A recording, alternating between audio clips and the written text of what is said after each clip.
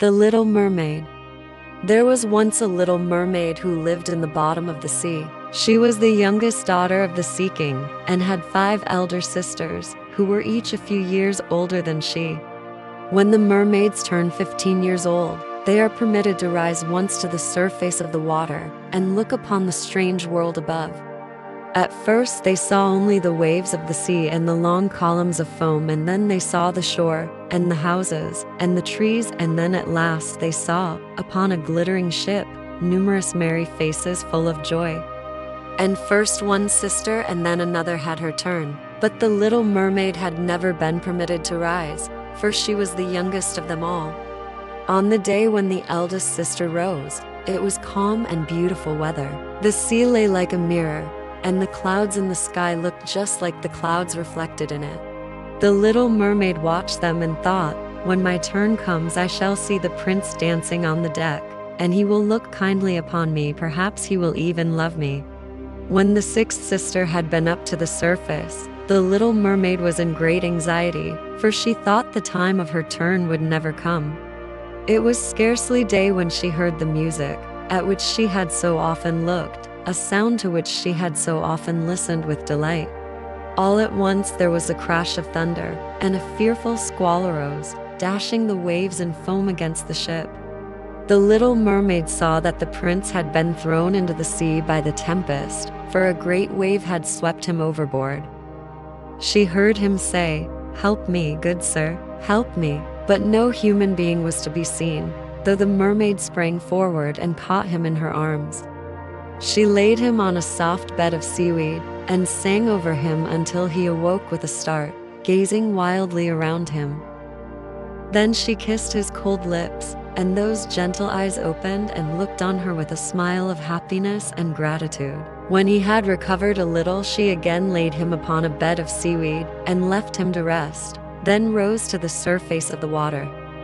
On the morning of the next day came 3 young women walking on the seashore, and among them the king's daughter. They saw the prince lying on the sand, and believed that he must have been drowned, and that this beautiful maiden, who had so tenderly sung over him, must have saved him. They led him to the palace, and he was well cared for, but he did not know who had saved him. He heard of the mermaid only as a fairy tale. The day approached on which the little mermaid must begin her journey to the witch. She took leave of her grandmother and her sisters. At the bottom of the sea, in a wide hall glittering with shells and sea plants, lived the sea witch. She was so ugly that even the fish swam away from her. "You must give me your beautiful voice," said the witch. "I will give you a potion by which you shall become human, but every step you take will feel like treading upon sharp knives, and every breath like a sword thrust through your breast. I will bear the pain gladly, if only I may win the prince's love and obtain a human soul," said the mermaid.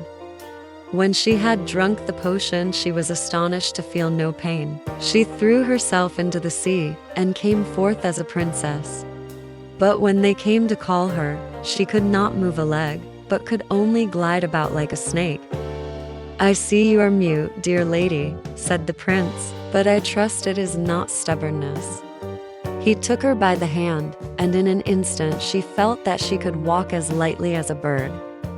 "It is she who saved my life," he said to himself. "I cannot be ungrateful." Yet he thought of the beautiful lady whom he had seen at sunset, and wondered, was it she or the mermaid who saved me?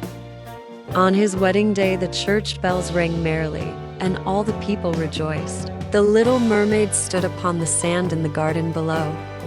The dawn was bright, as they called her. The agreement with the witch held good, and she felt the morning sun piercing her heart. "It is my deepest wish that the prince may be happy," she said.